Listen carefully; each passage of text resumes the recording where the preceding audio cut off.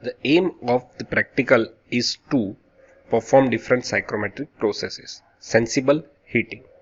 So for sensible heating, we have to switch on the apparatus, switch on the air handling unit, and switch on the heater switch.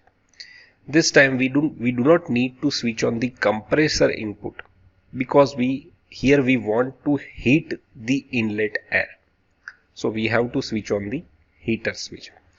After some time, we can take the reading of the inlet and outlet condition by using sling psychrometer outlet conditions.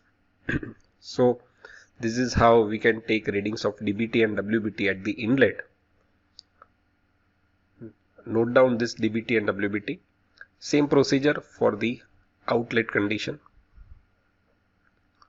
So we can get outlet dBT and the WBT.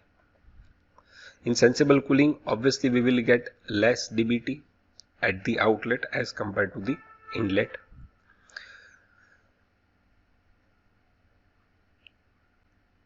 Now using flow meter, we can measure the velocity of the air which is coming out from the air outlet duct. We can also take reading of dry bulb temperature with the help of this flow meter.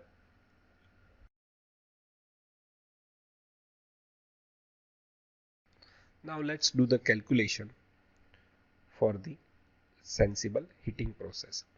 So here we have dBT and WBT of the inlet, which is 23 degrees Celsius and 17 degrees Celsius, air velocity as 3 meter per second, and outlet dBT and WBT as 29 degrees Celsius and the 19 degrees Celsius.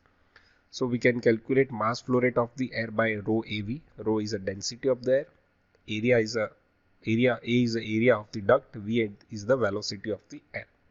Now we can easily calculate the amount of heat transfer from the heater to the air by mCp delta T, where m is the flow rate of the air, Cp is a specific heat, and the delta T is a temperature difference.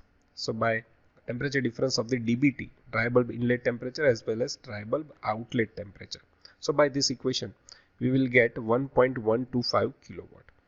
We can also find out this amount of heat transfer by using psychrometry chart. So from the inlet values, we can locate the point 1 in psychrometry chart and get the value of H1.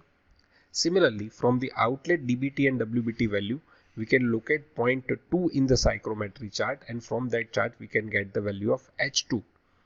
And the difference of that H2 minus H1 into MA will give us the value of a heat transfer, which is theoretical heat transfer, which is nearly the practical heat transfer rate, which is 1.10 kilowatt.